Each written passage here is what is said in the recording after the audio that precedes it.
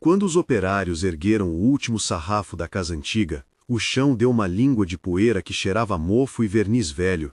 Por baixo, como se tivessem arrancado uma página de jornal do tempo, apareceram fotografias amareladas, moedas e uma pequena caixa de madeira grudada no fundo do assoalho. As imagens mostravam sorrisos estudados em preto e branco, uma mulher jovem com um vestido simples, crianças alinhadas como soldados. Havia também marcas no fundo da caixa, um símbolo riscado à faca e um pedaço de papel com letras desbotadas. O silêncio que desceu sobre o terreno da antiga fazenda dos Santos pareceu mais denso do que o pó levantado, como se algo que havia permanecido calado por décadas finalmente tivesse encontrado voz. O cheiro do cerrado misturava-se ao vento quente de Silvânia. O trator parou. Um homem limpou a testa com o dorso da mão e apontou para uma das fotografias. "Olha isso! Quem eram eles?" Outra voz, mais baixa, respondeu. "Homens daqui dizem que ali morava uma família grande, mas ninguém ia lá. Dizem que era melhor não perguntar." Esse melhor carregava nas sílabas o peso de um pacto silencioso que protegia uma propriedade e, por tabela, um segredo. Quando o loteador lançou o pedido para demolir as ruínas e preparar o terreno para o novo loteamento, ninguém imaginava que por baixo do assoalho haveria rastros de uma vida que desafiava o que a comunidade aceitava como normal. Aviso: o seguinte trecho descreve violência doméstica e abuso de forma não gráfica. Segue com linguagem respeitosa e focada nas consequências sociais e humanas. A caixa trouxe fragmentos, documentos de identidade puídos, um recorte de jornal informando uma compra de terra com pagamento em moeda de ouro aos fins da década de 1930 e um bilhete dobrado onde alguém havia escrito, com letra trêmula, "Proteja". Esses achados acionaram uma busca nos arquivos municipais. O que parecia mera curiosidade de um loteador se transformou em ponte para uma história que atravessava gerações.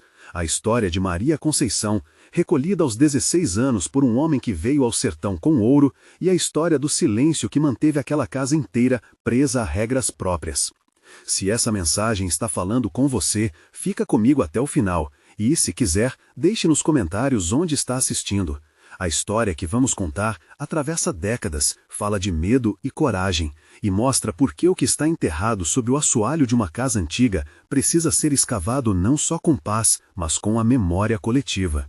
Silvânia, naquele recorte do interior goiano, era cidade pequena de ruas de terra batida, capela de alvenaria branca e poucas famílias que se conheciam pelo nome e pela história. Em 1930, quando Sebastião Cordeiro dos Santos chegou, a cidade parecia feita para homens que traziam no bolso a notícia de uma mudança.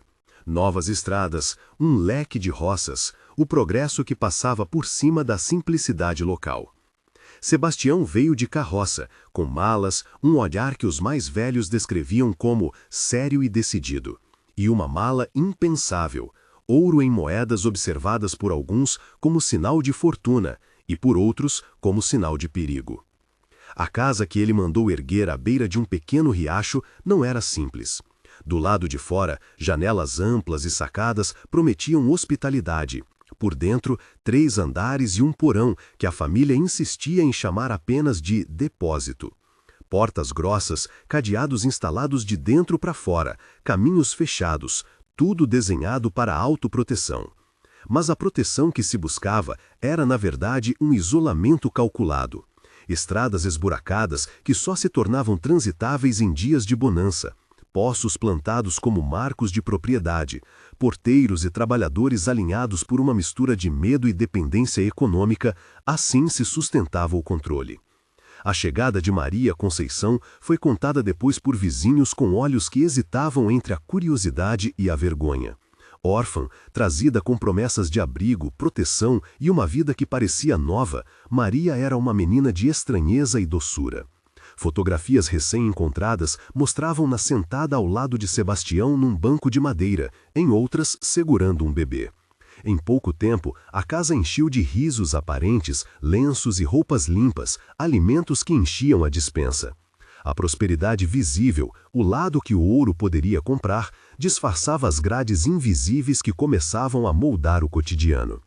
Registro de vizinha, memórias tratadas como depoimento. Eu via a Maria às vezes no quintal, costurando. Ela sempre fazia o mesmo gesto com a cabeça quando falava com alguém. Nunca a vimos na igreja com o rosto descoberto. Era como se ela tivesse medo até de olhar a rua. Dona Francisca Alves, depoimento reconstruído com base em entrevistas orais, arquivo comunitário. O aprendizado que os filhos dos santos receberam veio menos de livros do que do exemplo. Obediência, silêncio e uma reverência ao patriarca que não admitia desafio. João Sebastião, o primogênito, Pedro, o do meio, Carlos, o mais novo, eram nomes sussurrados nas ruas de Silvânia como os homens que mantinham a fazenda funcionando e, nos bastidores, obedeciam a ordens que pareciam saídas de um código doméstico escrito por Sebastião. Era esse código que transformava pequenas transgressões em lições e o desconforto em uma normalidade que se enraizava como erva daninha. O primeiro médico a constatar anormalidades foi o doutor Emanuel Rodrigues, homem de barba curta e olhar pragmático, que frequentava a casa alegando curativos e cuidados de rotina. Em um relatório que hoje consta no arquivo do Hospital Municipal, ele anotou sinais de esquecimento, anemia severa e sinais de negligência em atendimentos iniciais. As fichas médicas guardadas por décadas mostravam consultas esparsas, receitas que chegavam tarde e relatos truncados que mal encobriam o que ocorria. Laudo médico, Hospital Municipal de Silvânia, 1947. Paciente, Maria Conceição. Estado geral fragilizado, sinais de desnutrição, traços de agressão não especificados no prontuário. Recomenda-se observação e encaminhamento para atendimento psicológico. As, Dr. Emanuel Rodrigues. O padre da cidade, Antônio Medeiros, conhecia a família. Em seus relatos mais tarde, ele diria que havia sentido um clima que punha qualquer intervenção em risco. A autoridade de Sebastião era legitimada por doações à capela, por serviços à comunidade e pelo apoio aos mais necessitados. Em muitas pequenas cidades, a generosidade se transforma paradoxalmente em blindagem. Quem dá muito é visto como um pilar. Questionar quem sustenta não é só impopular, é perigoso. O padre guardou impressões, rezas e algumas cartas, que se lidas hoje soam como tentativas insuficientes de escavar o que a comunidade preferia manter enterrado. A normalização da violência foi se insinuando por entre os cantos da casa. Ordens transformadas em castigos, despedidas que pareciam permanências, recuos que eram apresentados como disciplina. Aquelas que poderiam ter dado voz ao problema, vizinhos, doutor, padre, frequentemente hesitavam, consultavam o próprio medo, os laços econômicos e a ideia de que famílias têm seus assuntos. Era um mecanismo social que, inadvertidamente, consolidava a impunidade. Bilhete do carteiro. Passo pela estrada de terra e vejo as crianças brincando no pátio. Às vezes, um choro de madrugada atravessa a casa. Entrego correspondência e não pergunto. Há coisas que a gente não devia saber. Joaquim Santos Silva, carteiro. Memórias reproduzidas de arquivo. O mapa do isolamento não era apenas físico. Havia camadas culturais, econômicas, religiosas. Sebastião sabia administrar essa rede. Comprava simpatia com uma mão e impunidade com a outra. Trabalhadores que dependiam dos salários da fazenda aprenderam com o tempo a ajustar os olhos, a falar pouco e olhar menos ainda. Melhor não saber virou um mantra silencioso que corroía a capacidade da comunidade de agir. Mas os muros não são indestrutíveis. A primeira rachadura veio pela via menos esperada, a educação pública. Em 1958, no âmbito de um programa de alfabetização que tentava romper o analfabetismo das áreas rurais, chegou uma jovem professora chamada Helena Marques. Helena era recém-formada, de fala rápida, hábitos urbanos e uma ingenuidade que não tardaria a se transformar em coragem. Ela vinha da capital com cadernos, livros e a convicção de que aprender a ler e a escrever podia libertar vidas. Talvez sem saber, naquele momento, que libertar vidas poderia significar atravessar uma muralha construída há décadas. Helena entrou na sala de aula com uma energia que parecia desarmar os alunos. Suas aulas faziam perguntas e esperavam respostas não apenas mecânicas, mas sensíveis. A prática de pedir aos alunos que escrevessem redações sobre suas vidas foi a ferramenta que começou a corroer o silêncio. Uma dessas redações, assinada por um menino de olhar tímido, Carlos, era curta, cheia de palavras ásperas e trouxe uma linha que saltou aos olhos da professora. Minha mãe tem medo da casa. Helena guardou a folha como se fosse um chamado. Não foi uma denúncia direta, foi uma fresta por onde a verdade começou a entrar. Helena foi observadora na medida certa. Não entrou com pressa num terreno que poderia colocar uma vida em risco. Escolheu primeiro ouvir, construir confiança, anotar detalhes. Visitou famílias, conversou com mães na feira, convidou alunos a escreverem mais. Em um desses encontros, Carlos, já com uma descrição mais antiga do olhar, falou com a voz quase solta. Minha mãe não quer que eu fale com ninguém sobre a casa. Era o tipo de frase que, para quem ensina, soa como uma bússola quebrada pedindo conserto. A professora começou a ligar pontas que pareciam desconexas. Relatos de vizinhos sobre portas trancadas, sintomas vistos pelo médico, o silêncio do padre e agora aquela redação que escancarava um medo íntimo. Helena, percebendo que aquilo não era apenas um caso de negligência, procurou documentação. Vasculhou o arquivo escolar, pediu históricos e, discretamente, começou a registrar o que encontrava. Em suas anotações, que mais tarde serviriam como peça-chave para a denúncia, ela descreveu o desconforto numa linha quase clínica. Criança com medo de casa, possível ambiente doméstico adverso, família com histórico de controle social. Trecho de arquivo. Cadernetas da Escola, 1958. Anotações de Helena Marques. Carlos, colheita. Observações. Expressa medo da figura paterna, demonstra retraimento em convivência escolar, sugere-se acompanhamento. A educação, no caso, funcionou como o princípio ativo de uma reação em cadeia. Helena começou a perceber que a escola não era apenas uma caixa de aprendizado. Era um espaço onde uma sociedade podia reencontrar sua consciência. Cada palavra de um aluno era uma pista, cada silêncio um enigma. Ela não se limitou a anotar, buscou alternativas. Convidou o padre para um encontro, tentou dialogar com o médico e procurou o escrivão municipal com uma pergunta simples: que documentos existem sobre os santos? A resposta formal do cartório estava nos registros: compras, doações, certidões. Mas havia também o não dito: avisos velados, cartas que sugeriam receios, murmúrios que circulavam na praça. Helena sabia que qualquer ação exigiria cuidado. Uma intervenção brusca poderia pôr em risco a criança e a mulher no interior da casa. Ainda assim, o sussurro da injustiça tornou-se impossível de ignorar. Em suas anotações, ela escreveu: se isto for verdade, precisamos agir, mas precisamos de prova e de segurança para a vítima. Essa dupla exigência, prova e proteção, definiria os passos que viriam a seguir. Enquanto Helena costurava uma rede de proteção, a Casa dos Santos seguia com suas rotinas. O patriarca e sua família mantinham a aparência de normalidade.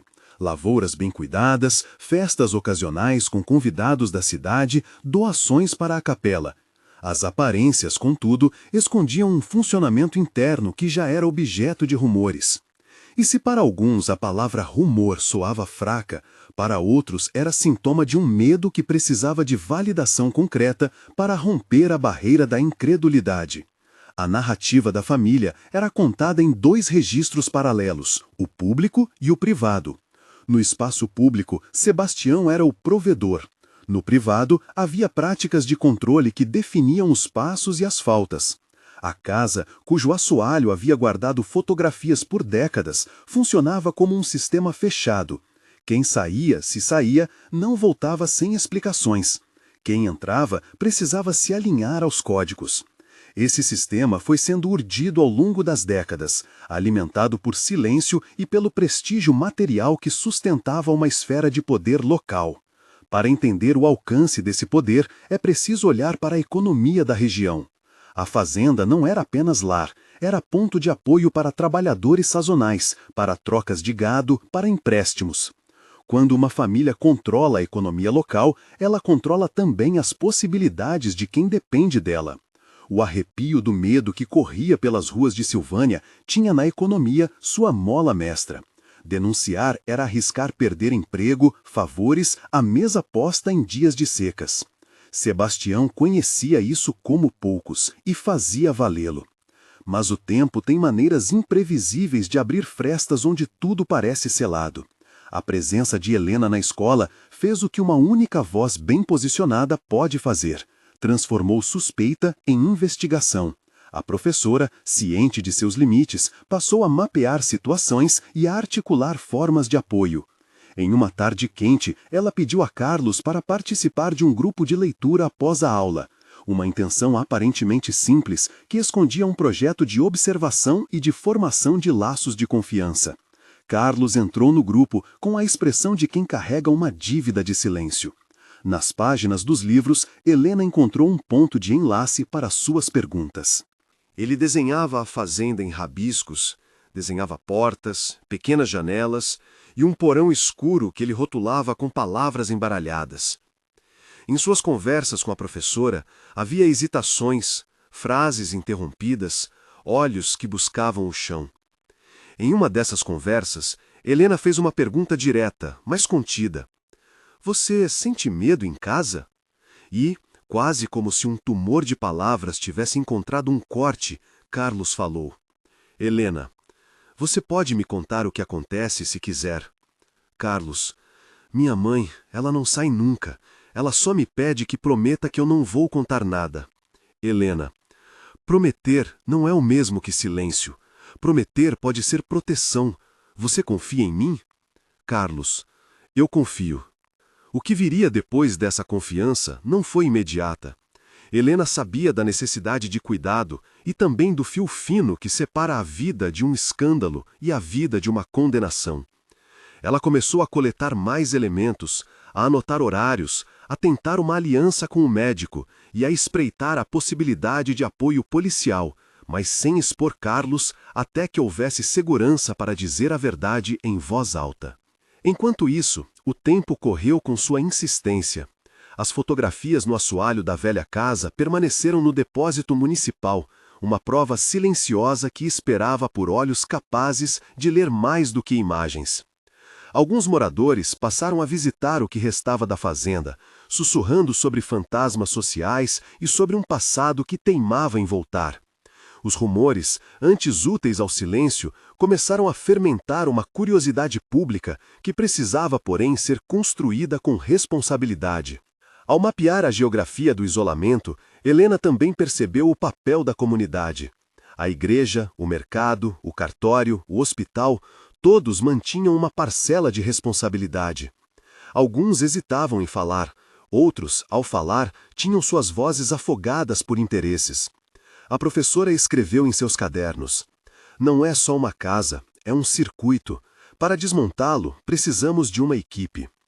Essa percepção a empurrou, em silêncio, para articular uma saída, não agir sozinha, mas construir uma ponte entre o lar protegido e as estruturas públicas que pudessem garantir proteção e investigação. Enquanto isso, o tempo correu com sua insistência. As fotografias no assoalho da velha casa permaneceram no depósito municipal, uma prova silenciosa que esperava por olhos capazes de ler mais do que imagens. Alguns moradores passaram a visitar o que restava da fazenda, sussurrando sobre fantasmas sociais e sobre um passado que teimava em voltar. Os rumores, antes úteis ao silêncio, começaram a fermentar uma curiosidade pública que precisava, porém, ser construída com responsabilidade. Ao mapear a geografia do isolamento, Helena também percebeu o papel da comunidade. A igreja, o mercado, o cartório, o hospital, todos mantinham uma parcela de responsabilidade. Alguns hesitavam em falar, outros, ao falar, tinham suas vozes afogadas por interesses. A professora escreveu em seus cadernos: não é só uma casa, é um circuito. Para desmontá-lo, precisamos de uma equipe. Essa percepção a empurrou, em silêncio, para articular uma saída, não agir sozinha, mas construir uma ponte entre o lar protegido e as estruturas públicas que pudessem garantir proteção e investigação. Ao mapear a geografia do isolamento, Helena também percebeu o papel da comunidade. A igreja, o mercado, o cartório, o hospital, todos mantinham uma parcela de responsabilidade. Alguns hesitavam em falar, outros, ao falar, tinham suas vozes afogadas por interesses. A professora escreveu em seus cadernos: não é só uma casa, é um circuito. Para desmontá-lo, precisamos de uma equipe.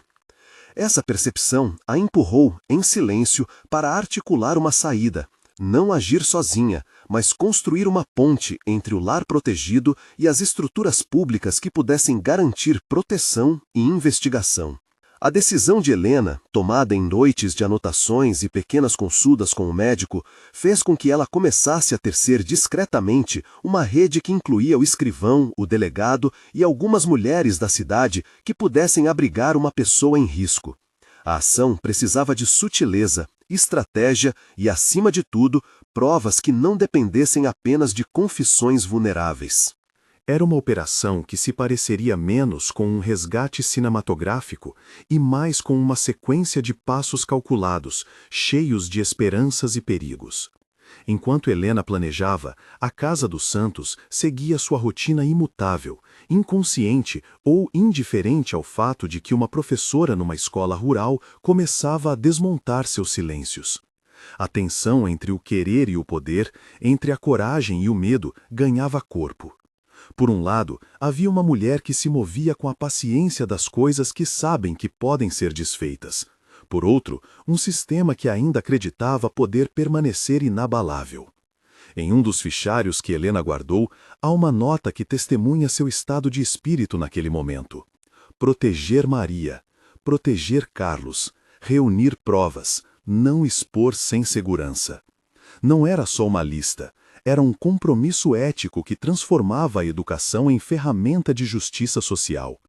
A descoberta das fotografias, anos depois, apenas confirmaria que havia muito mais naquela casa do que se pensava, e que as ações de uma professora poderiam, de fato, alterar destinos. A primeira parte dessa história se fecha aqui sobre uma fresta, o som de passos na estrada que se aproxima, passos de alguém que decidiu transformar supostos em provas, lembranças dispersas em documentos e silêncio em palavra pública. Ainda que a casa permaneça de pé, as tábuas do assoalho já não selam totalmente o passado. A caixa roubada do tempo sussurrou o suficiente para acender uma faísca, e as chamas, ainda que mínimas, prometem não se apagar sem deixar marcas. Fontes e referências, seleção condensada. Registro de compra, Cartório de Silvânia, 1931. Escritos do escrivão Manuel Santos, Arquivo Municipal. Laudo médico e prontuário, Hospital Municipal de Silvânia. Relatórios do Dr. Emanuel Rodrigues, Arquivos Hospitalares. Cadernetas escolares e redação de aluno, Escola Rural de Silvânia. Registros de Helena Marques, 1958. Arquivo Escolar. Relatos orais e memórias, depoimentos de Dona Francisca Alves e Joaquim Santos Silva, carteiro, recolhidos em entrevistas comunitárias. Correspondência e anotações pessoais, cadernos de Helena Marques, reconstruções baseadas em documentos arquivados. Registro fotográfico, fotografias encontradas na demolição da Fazenda dos Santos, 2019, acervo do loteador e do Arquivo Municipal. Nota editorial. Trechos identificados como reconstrução dramática são dramatizações baseadas em relatos e documentos públicos, reproduzidas para conferir dimensão humana às evidências. Imagens sugeridas servem de orientação para a montagem visual e devem respeitar a privacidade e integridade das vítimas. O som dos passos que a narrativa deixara à mostra transformou-se, nas semanas seguintes, em um movimento concreto. Gavetas foram abertas no cartório, chaves recolhidas, telefone tocando com um nervosismo novo. Helena sabia que havia cruzado uma linha, não a da curiosidade escolar, mas a da responsabilidade pública. E no campo onde o casario dos Santos se erguia, ainda com vigília de ruínas, uma outra vigília se armava, a da lei e a de quem, pela primeira vez em muito tempo, escolhia não virar o rosto. Helena procurou o delegado Otávio Mendes. O homem, nascido e formado na região, carregava um zelo profissional que às vezes se confundia com a demora burocrática. Ela passou-lhe um envelope com cópias das redações, anotações e a lista de testemunhas que podia indicar. O escrivão Manuel Santos, já idoso, ajudou a juntar documentos do cartório que indicavam posse e doações, cartas assinadas por Sebastião e recibos de pagamento. Em poucas semanas, o caso deixou de ser um sussurro e ganhou um trâmite formal. O plano que Helena expôs aos poucos foi simples na intenção e complexo na execução: garantir a segurança de Maria e de Carlos antes de qualquer confronto, reunir provas médicas que corroborassem as suspeitas e articular medidas de proteção para testemunhas. Havia um problema óbvio: a rede que sustentava Sebastião era tecida de laços econômicos e culturais. O delegado sabia que um movimento mal calculado poderia provocar uma fuga, ou pior, a destruição de provas. Ainda assim, a inspiração da professora colocou a máquina em movimento. Bilhete de Helena ao delegado Otávio, 1958, reconstrução. Doutor Otávio, preciso de ações que não exponham as vítimas. Há uma criança que só escreve sobre medo. Há um homem que pagou suas terras em ouro. Há uma casa que fecha portas por dentro. Precisamos de cautela e força. Aviso: o trecho a seguir trata de resgate e de interrogatórios que mencionam abuso em termos legais e psicológicos. O relato preserva a integridade da vítima sem descrição gráfica. A operação foi marcada para uma manhã de neblina. O plano envolvia começar pela casa sem alarde, uma visita de rotina do médico, um pedido do padre para uma conversa de família e a presença, não anunciada, de 2 agentes que pudessem agir conforme surgisse a oportunidade. Helena foi com Carlos até lá, numa visita que deveria desnudar o cotidiano sem criar alarme. Em solo da fazenda, no entanto, a tensão era perceptível. Os muros pareciam mais fechados, a voz de Sebastião mais austera. A entrada foi combinada. O médico, o Dr. Emanuel, reuniria a família para um suposto exame preventivo. O padre levaria uma bênção e 2 agentes fariam a cobertura. Helena foi com Carlos até lá, numa visita que deveria desnudar o cotidiano sem criar alarme. Em solo da fazenda, no entanto, a tensão era perceptível. Os muros pareciam mais fechados, a voz de Sebastião mais austera. A entrada foi combinada. O médico, o Dr. Emanuel, reuniria a família para um suposto exame preventivo. O padre levaria uma bênção e 2 agentes fariam a cobertura. Reconstrução dramática. Cena do resgate, 1958. Eu trouxe Carlos para mostrar que a escola se importa. É só uma visita. Se há algo a tratar, sentemo-nos. Não precisamos de espetáculo na nossa propriedade. Padre Antônio, voz baixa. Vamos conversar como irmãos. Há problemas que a cidade não precisa saber agora. A conversa, entretanto, virou revista quando Carlos, em um movimento que havia sido ensaiado nos olhares com Helena, deixou escapar um comentário mais explícito sobre a rotina da casa. Foi uma palavra, depois outra, e o delegado, então, pediu licença para conversar com a mãe, fora do olhar dos filhos. Diante de um corredor frio, uma porta que há tanto tempo não era cruzada, cedeu. E o que surgiu ali, registrado por relato de quem entrou depois, foi algo que nenhum procedimento policial queria trivializar. Um espaço com sinais de confinamento, objetos escondidos, roupas dobradas de modo a indicar uma vida inteira de limitação. A polícia, com as devidas cautelas, encontrou Maria no que durante anos foi chamado de depósito. A descrição dos momentos de libertação é sempre difícil. Há o alívio de quem sai do cativeiro e há a ruína de quem precisa recompor uma identidade que foi negada. Maria não foi uma vítima anônima na operação. Ela era nome, história e corpo de memórias. Levada ao hospital municipal, recebeu atendimento imediato. O laudo daquele dia, assinado por Dr. Emanuel, descreve um estado de fragilidade física e traços consistentes com maus tratos prolongados, sem adentrar em detalhes que exponham a intimidade. Relatório de atendimento emergencial, Hospital Municipal, 1958. Paciente, Maria Conceição, estado de saúde frágil, encaminhada para observação clínica e acompanhamento psicológico, sinais compatíveis com privação e negligência. Recomenda-se investigação e proteção imediata. Dr. Emanuel Rodrigues. A repercussão foi rápida. A prisão de Sebastião e de 2 dos filhos, João e Pedro, ocorreu em cumprimento de mandado, com o uso da força policial que a situação exigia.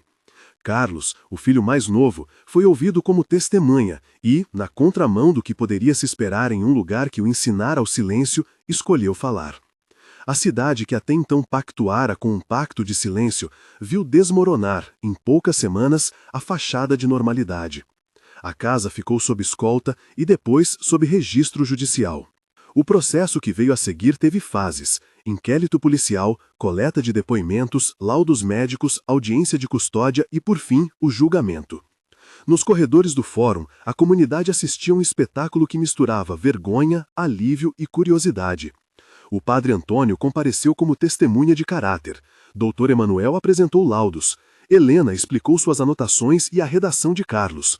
Houve controvérsias. Advogados de defesa questionaram a credibilidade de testemunhos recolhidos anos depois. Houve também tentativas de minimizar a gravidade dos fatos, pintando-os como problemas domésticos. Mas o arcabouço de provas, reforçado pelo relato de quem conhecia as rotinas da fazenda e por documentos que atestavam a estratégia de isolamento, foi se firmando. Reconstrução dramática. Trecho de audiência, 1959. Advogado de defesa. Senhores, essas são acusações graves, mas baseadas em testemunhos frágeis e em interpretações. Uma família tem direito à sua privacidade. Promotor. Privacidade não é esconder um crime. Quando uma casa se torna uma prisão, a lei tem deveres. As audiências tocaram com intensidade os nervos da cidade. Alguns vizinhos tentaram, ao longo do processo, retomar a fala que antes haviam reprimido. Outros optaram por permanecer calados. O impacto simbólico do caso, entretanto, ultrapassou as fronteiras de Silvânia. Jornalistas de regional percorreram as estradas até a cidade para ouvir depoimentos. Relatos sobre o caso chegaram a instituições e movimentos que lidavam com violência doméstica. Aquela era uma época em que o tema começava a entrar no debate público com uma delicadeza ainda escassa. E o processo foi, por isso, uma espécie de provocação social. Como a lei, a igreja e a comunidade reagiriam ao se depararem com uma violência que havia sido normalizada? No julgamento, o que se discutiu não foi só a materialidade dos atos, mas a rede de cumplicidade que permitiu que eles perdurassem. Testemunhas de defesa, empregados da fazenda, alguns vizinhos próximos, falaram sobre a boa conduta dos réus em termos de beneficência pública. Testemunhas de acusação, médicos, professores, o carteiro, apontaram para sinais acumulados de abuso e negligência. O tribunal teve que pesar provas, intencionalidades e a necessidade de proteção das vítimas. Ao final, e dentro dos trâmites previstos na documentação que hoje compõe o arquivo municipal, a Justiça aplicou sanções que incluíram prisão dos réus e a desapropriação parcial dos bens da família, medida que permitiu, em parte, reparar a situação das vítimas e retomar a propriedade para fins que não privilegiassem o antigo poder escravizante da família. Trecho de arquivo. Sentença Fórum de Silvânia, 1960, resumo. Considerando os elementos constantes nos autos, reconhece-se a prática de delitos que resultaram em medida de privação de liberdade para os réus e confisco de parte da propriedade para fins de reparação. Determina-se acompanhamento das vítimas e criação de mecanismos locais de proteção. Juiz da comarca. A notícia da punição, ainda que a muitos parecesse branda frente ao passado, trouxe uma sensação de justiça possível e uma fissura no sentimento de impunidade que por tanto tempo reinara. Contudo, a justiça formal, apesar de necessária, não era sinônimo de cura automática para Maria. O longo caminho de recuperação começava ali. O internamento em um asilo municipal, seguido de atendimento psicológico e reinserção social, marcou os primeiros anos pós-resgate. Maria passou por um processo de reconstrução que se estendeu por décadas. Havia no início uma fragilidade profunda, muita desconfiança, lapsos de memória, questões identitárias que exigiam atenção. Ainda assim, o passo determinante foi o reconhecimento gradual de que sua vida não se resumiria àquilo que lhe fora tirado. O trabalho de reabilitação contou com o apoio do hospital, de iniciativas femininas locais e de programas que, timidamente na época, começavam a articular assistência social para mulheres em situação de violência. Reconstrução dramática. Carta de Maria ao Padre Antônio, 1962. Padre, escrevo com mãos que tremem menos. Aprendi a bordar nomes nos lenços. Aprendi que posso pedir que me chamem pelo meu próprio nome. Não esqueço, mas respira-se melhor quando alguém me diz que pode ficar ao meu lado. Com o tempo, a etapa do silêncio deu lugar a algo diferente. A fala como forma de terapia, a solidariedade como ponte. Maria, que carregava uma aptidão com ervas, um saber popular que vinha das mulheres de sua família antes dela, começou, aos poucos, a ajudar outras mulheres na cidade. Não foi uma transformação mística, foi um retorno prático. Remédios caseiros, conselhos para cuidar de feridas, zero julgamento, escuta longa. Aos poucos, as pessoas passaram a chamá-la de a curandeira do interior, uma alcunha que falava menos de poderes sobrenaturais e mais de acolhimento e experiência. O rótulo, que o título desta história coloca em destaque, deve ser entendido na sua dimensão social. Maria tornou-se referência em cuidado comunitário, em escuta e em suporte para quem chegava com o corpo e a história marcados. A figura de curandeira que lhe coube foi construída com delicadeza. Em praças, casas de farinha, portas de mercados, ela oferecia chá, remendos de roupas, bordados e, sobretudo, conversa. Há registros, memórias orais coletadas nos anos posteriores, de mulheres que foram ao encontro de Maria buscando um último recurso. A senhora me ouviu, não me disse para esquecer, me disse como costurar meu medo e me deu um remédio simples para o estômago. Eu voltei para casa com menos peso. Esse tipo de acolhida, no entanto, não apagou a necessidade de políticas públicas e apoio profissional, que Maria também buscou e recebeu.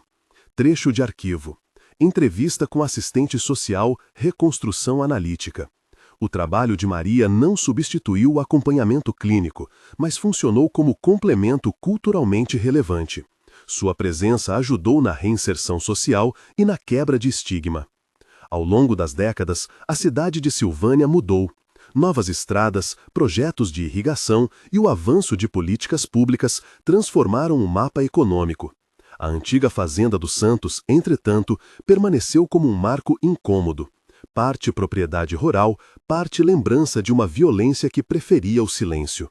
As estruturas da casa se deterioraram, janelas estilhaçadas, telhado desabando, sarrafos que soltavam a história em pó. Em certo momento, a propriedade foi penhorada e passou por leilões e negociações. Por anos, ninguém se interessou por comprar o terreno para fins nobres. A história que ali dormia parecia assustar possíveis investidores. Foi apenas nas últimas décadas que uma nova dinâmica imobiliária atingiu Silvânia. A pressão por loteamentos e a expansão da cidade mudaram o destino do que restava da fazenda. Em 2019, como sabemos, operários reabriram o assoalho que guardara a caixa. As fotografias, os bilhetes e as moedas lembraram a cidade de que o passado insiste em falar. A demolição do que restara da casa foi acompanhada por trabalhos arqueológicos e por um movimento de memória, o desejo de não deixar a história apagar-se sob blocos e asfalto. O espaço físico da fazenda nos anos seguintes passou por transformações ambíguas. Por um lado, a velha casa dava lugar a um loteamento que prometia progresso e novas moradias. Por outro, a memória ganhou placas, relatos em jornais locais e um pequeno memorial improvisado por mulheres da cidade. A cidade, que durante décadas optara pelo silêncio, passou a, ao menos, discutir a responsabilidade coletiva. A demolição final, em 2019, foi paradoxalmente um ato que trouxe à superfície o que o assoalho guardou por tanto tempo. Não era apenas entulho, eram perguntas. A trajetória de Carlos, o filho que escolheu quebrar o silêncio, também mereceu atenção. Ele passou por processos próprios de responsabilização. Em termos jurídicos, participou do interrogatório e foi julgado por participação nos fatos. Seu percurso pessoal incluiu prisão, trabalho social e, posteriormente, esforços de reinserção. Em sua vida posterior, há registros de que dedicou parte do tempo à educação e a ações de prevenção. A transformação dele foi, para muitos, uma prova de que rupturas são possíveis, mas não automáticas. O peso da culpa e a necessidade de reparação pessoal foram temas de debates locais e de reflexões acadêmicas posteriores. No campo das políticas públicas, o caso dos Santos serviu, ainda que de forma indireta, como exemplo do quanto a proteção de vítimas dependia de articulação entre saúde, educação e justiça. Especialistas que estudaram o caso, em análises posteriores, destacaram que a presença de uma professora disposta a dar atenção foi decisiva. A educação aqui funcionou como mecanismo de descoberta e como agente de articulação. A literatura sociológica sobre violência doméstica rural aponta justamente isso. Quando instituições locais, escola, igreja, posto de saúde, entram em rede, chances de intervenção aumentam. Reconstrução analítica. Citação de sociólogo. Reconstrução. Em locais com tecido social fechado, o surgimento de um ator externo, professor, assistente social, pode criar brechas para a responsabilização. Mas é preciso que o Estado tenha mecanismos para garantir proteção imediata. Doutor, reconstrução baseada em estudos regionais. A memória pública do caso foi e continua sendo um desafio. Entre o desejo de esquecer para não reviver o trauma e a necessidade de lembrar para não repetir, a cidade oscilou. Alguns episódios marcaram ossos expostos de um passado mal curado. A resistência de alguns a criar um memorial, a quem preferia que o terreno fosse apenas chão limpo para novas casas, e as conversas nos cafés da cidade sobre o custo de enfrentar coletivamente o que foi escondido. O arquivo municipal, entretanto, guardou os documentos e as fotografias. Associações de mulheres conservaram relatos. Historiadores regionais trataram o caso como estudo de uma rede de poderes locais. A figura de Maria, a curandeira, não se perdeu nesse processo. Em inúmeras entrevistas reunidas com base em relatos orais, reconstruções, ela aparece não como alguém que recusa ajuda profissional, mas como alguém que aproveitou sua experiência para acolher e orientar. Em trabalhos comunitários nas décadas posteriores, Maria participou de grupos de apoio, ensinou bordado terapêutico e ofereceu remédios caseiros. Sua história ganhou formas de reconhecimento informal, uma praça com flores plantadas por suas mãos, uma toalha de mesa levada como herança por mulheres que a conheceram. Esse reconhecimento, no entanto, não se traduziu em exaltação mítica, manteve-se uma nuance de respeito e cuidado. Trecho de arquivo. Depoimento de moradora. Reconstrução. A senhora Maria me ensinou a fazer chá para a dor de barriga e a falar do que sinto. Não prometeu santo, prometeu presença. Relato recolhido em acervo comunitário.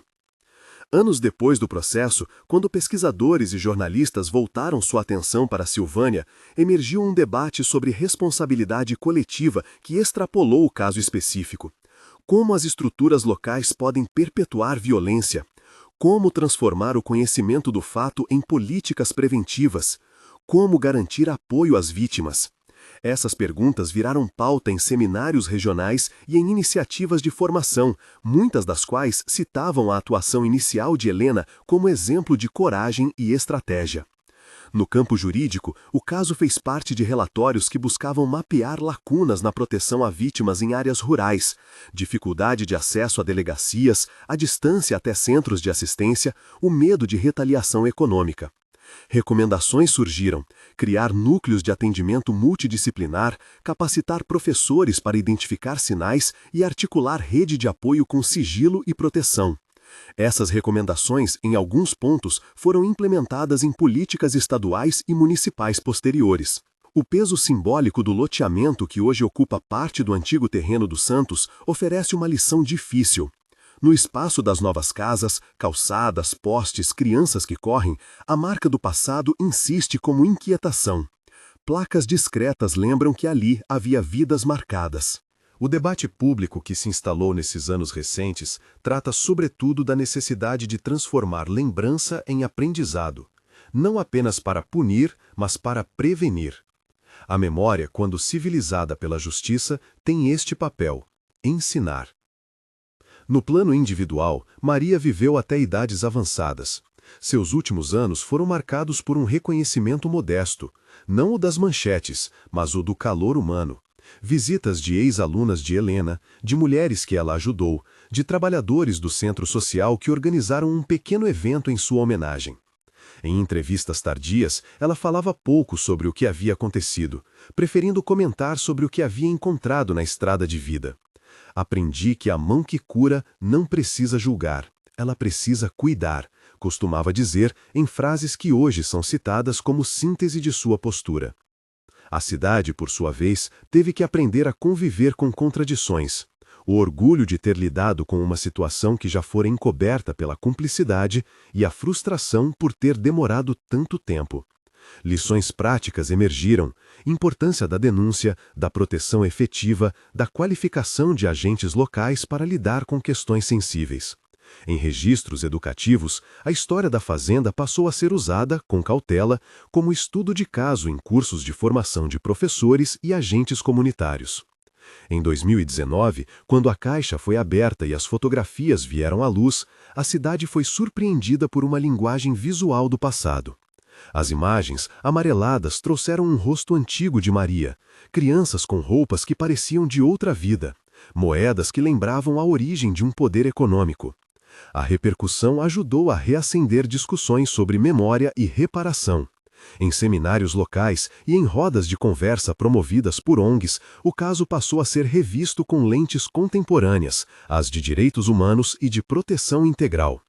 Há ainda nessa narrativa um nó a ser desfeito, o de como comunidades inteiras se tornam coniventes, nem sempre por má fé, mas por medo ou dependência. A história dos santos oferece um espelho desse processo. A beneficência pública que serve como blindagem para crimes privados. O medo que amarra a fala, o silêncio que funciona como mecanismo de autoproteção. Entender isso é o primeiro passo para desarticular a lona que protege abusadores em contextos semelhantes. Vídeo/plano sugerido, sequência com depoimentos atuais, rosto de Helena se viva ou de alunos, imagens de arquivo das fotografias, tomadas do terreno atual com sobreposição do mapa antigo da fazenda. Texto sobreposto, memória e responsabilidade, lições de Silvânia. Ao encerrar este relato, é preciso sublinhar que a história não é encerrada por um único veredito nem por uma demolição. É processo contínuo de reparação, de construção de mecanismos e de vigilância social. A voz de Helena, a coragem de Carlos em romper padrões de silêncio, a resiliência de Maria e o trabalho de pessoas anônimas que deram suporte, todos compõem um mosaico que mostra como a mudança é construída por sucessivas ações, algumas heróicas, outras discretas, todas necessárias. Aviso: o trecho final contém informações de apoio e caminhos para quem está em situação de violência. Procure serviços locais e linhas de apoio para atendimento emergencial. Se você sentiu o peso desta história, compartilhe este vídeo com alguém que possa se beneficiar da informação e da reflexão. E, se você ou alguém próximo precisa de ajuda, procure a rede de atendimento local, delegacias especializadas, centros de referência de assistência social, serviços de saúde e linhas de apoio. No Brasil, o Disque 180 é uma das ferramentas de denúncia e orientação sobre violência contra a mulher. Em casos de emergência, acione também a polícia pelo 190. Procure serviços de saúde mental e organizações de apoio em sua região. Fontes e referências, seleção condensada. Registro de compra, Cartório de Silvânia, 1931. Escritos do escrivão Manuel Santos, Arquivo Municipal. Laudos médicos e prontuários, Hospital Municipal de Silvânia, relatórios do Dr. Emanuel Rodrigues, Arquivos Hospitalares. Cadernetas escolares e redação de aluno, Escola Rural de Silvânia, registros de Helena Marques, 1958, Arquivo Escolar. Relatos orais e memórias, depoimentos de Dona Francisca Alves, Joaquim Santos Silva, carteiro e outras testemunhas recolhidas em entrevistas comunitárias. Correspondência e anotações pessoais, cadernos de Helena Marques, reconstruções baseadas em documentos arquivados. Sentença resumida, Fórum de Silvânia, 1960, registro condensado. Registro fotográfico, fotografias encontradas na demolição da Fazenda dos Santos, 2019, acervo do loteador e do Arquivo Municipal. Relatórios e análises sobre violência doméstica em áreas rurais, estudos regionais e publicações de direitos humanos, referências acadêmicas consultadas em arquivo de pesquisa local. Notas editoriais. Trechos identificados como reconstrução dramática ou reconstrução analítica são dramatizações e análises baseadas em documentos públicos, relatos orais e registros arquivados. Foram incluídos para dar dimensão humana e contextual ao relato, sem alterar os fatos centrais confirmados nos documentos.